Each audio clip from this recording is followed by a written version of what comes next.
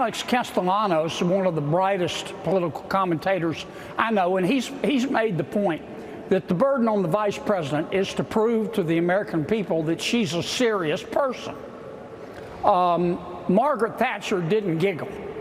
Golda Meir didn't giggle. When you look at the polls, fair or not, many Americans, and again, this may not be fair, but I'm just telling you what the polls show. Many Americans think that the vice president is a little bit of a ding-dong, that she's not serious. Well, this ding-dong, Senator, has risen in the polls, and I'm wondering if the strategy to focus on her laugh or the former president calling her nasty and crazy really promotes that push to show she's not up to the job. Does it look petty? Does it say to judge her on this level looks like a strategy that could backfire on Republicans? By all means, get her on the issues that matter, like you've talked about abortion, to clarify what this Supreme Court push might be about. But to focus on this other stuff just looks dumb.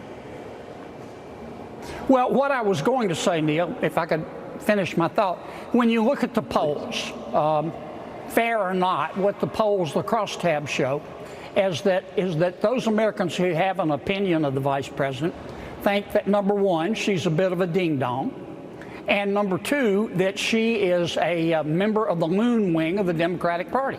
She's a San Francisco that member Democrat. of the loon wing, Senator, that I'm not casting aspersions either way, though. That member of the loon wing is now dead even with Donald Trump in one battle state ground after another. Now, I'm not saying that might last. I am saying that this loon is surging, and if the Republican approach to her is to treat her like a loon and a cackle, and she is just an empty suit, I wonder how far that'll go.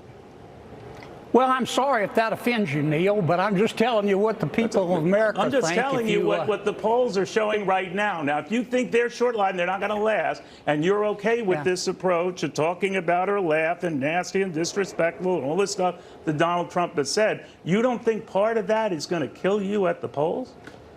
I'm telling you what I think the American people think right now, based on the polling that I've seen, and let me say it again. I think that fair or not, and it may upset you, but fair or not, the American people think, those who have an opinion of the vice president think that, number one, she's a little bit of a ding-dong. She's not a serious person. They've had one vegetable in chief. They don't want another. She believes in strength, our national security strength through weakness, that if we just sit down with our enemies and have a cup of hot cocoa and give them a hug, that they'll be nice to us. I don't know if she suggested the cup of hot coffee. You raised a number of very clear issues, substantive issues that could be debated. I guess all I'm saying, for all the problems and calling her a loon and all that, and I get it, I know it's political season and that happens on both sides. I didn't call her a loon, Neil. You're putting words in my mouth. I said she's a member. She's a member of the loon wing of the Democratic Party, and there is a loon wing of the Democratic Party. What's the difference between the loon wing and being a loon? The only reason why I'm saying it is, if that is so, and you have a lot of American people who have now taken another look at her, and maybe it's short-lived, to your point, Senator, she is running even with Donald Trump, and I'm just wondering about the approach you're taking, and it's very artful, don't get me wrong, and you raise a lot of substantive issues. It's going to come back to bite your hinds, isn't it? Aren't you concerned about that? I'm telling you what I think the American people think. It may not be what I think, and it may not be what you think, but this is Washington. Then what do you think the polls that shows that she's running even with Donald Trump, regardless of what either you or I think? Well, the polls that I have seen, the most recent polls, you can't just look at the top lines, Neil. You've got to look at the crosstabs. And if you look at the crosstabs and really drill down and see what people think, let me say it again. The polling that I've seen shows that many Americans think that the vice president is not a serious person. As I said, that she's a bit of a ding-dong. And number two, that she is a member of the loon wing of the Democratic Party. She's a San Francisco Democrat. She's just like Congresswoman Ocasio-Cortez, except without the bartending experience. The idea that we should have a law that says you can have an abortion at any point, no questions asked, even up until the moment of birth, I think for most Americans is a loon wing position. That's just my opinion, and All right. but that's also what the just to polls make it, show. no, you're absolutely fair game to make it. I'm just wondering how you think that will resonate with women when she is called nasty and crazy and a ding dong and all and disrespectful between you and the president. What has been said about her? I'm just wondering, do you worry how that comes across? And maybe you draw no distinction between a female candidate and a male one, then that's fair game. But that this could hurt you with female voters with these type of comments. Well, let me say it again. Sure. The vice president is a candidate for president of the United States. I don't care about her gender, Neil. Maybe you do, but I don't. I don't care about her race. I care about her Then competence. why call her a ding dong? And I'm telling you what the polling shows. I'm telling you what the polling shows. And it does. And I'll be glad to sit down with you and walk you through the polls. Please do, because I never know when it's constructive to call people names, Senator. On the left or the right. But I'm sorry if it hurts your feelings, but let me say it again. Senator, you keep bringing it back to my feelings. My feelings matter a little. All I'm telling you is if you think you can gain this November calling people names, I don't know how far that goes, left or right, but we'll see. It's still early, to your point. Your feelings seem to me like they matter to you a lot, Neil, and I'm trying to be objective here. Let me say it again. Are you really being objective, Senator? I just think you've got a bash-a-thon, a name-calling at her.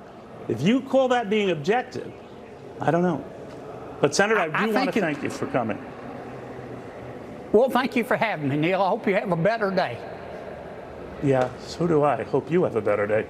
We'll have more after this. That was Republican Senator John Kennedy, and as you could see, that was an absolute mess of an interview. He went in circles throughout that whole interview and didn't really say anything constructive. He was hell-bent on calling Kamala Harris a ding-dong, of course with the guise that that's what the American people think, which is just not true. But this interview was so bad that Fox News of all networks were pushing back on him, saying that maybe just focusing on calling her names is not the best idea. Do you know how off the rocker you have to be for even Fox News to push back on you? And the whole reason they were pushing back is because they know that this is a losing strategy. The whole Republican campaign in 2020 was all about calling Joe Biden names, and look at where that got them. So Fox News trying to steer away from that point is their way of trying to say that it won't work again in 2024. But I want to go back to the point that John Kennedy just repeated the exact same talking points as if he didn't really have anything else to say, because he knows that Kamala Harris is a strong candidate, and the only thing that he can criticize her for is having a little bit of fun and laughing. If you have to stoop that low, then I think it's clear you've already lost. Now, personally, I think the end of that interview was the best part, because the host realized that John Kennedy was just going in circles, and was at the end just casting doubt into his ideas in a more subtle way. And the way that he was doing it was very confident, and it clearly upset John Kennedy, because he got passive aggressive at the end there, and it was just really funny to watch. Overall, I really like moments like these because they show just how divided the Republican Party is. You have those who just want to call others names, and then you have those who are trying to come up with a strategy to actually win an election. But the people like John Kennedy are just getting in the way of the people who actually want to try to save the Republican Party. And every day that those people get more airtime, the worse the Republican Party looks. Because ultimately, they're the ones who have taken control of the Republican Party. They're just known as the party of MAGA now. And I don't know about you, but I love seeing them fight amongst themselves.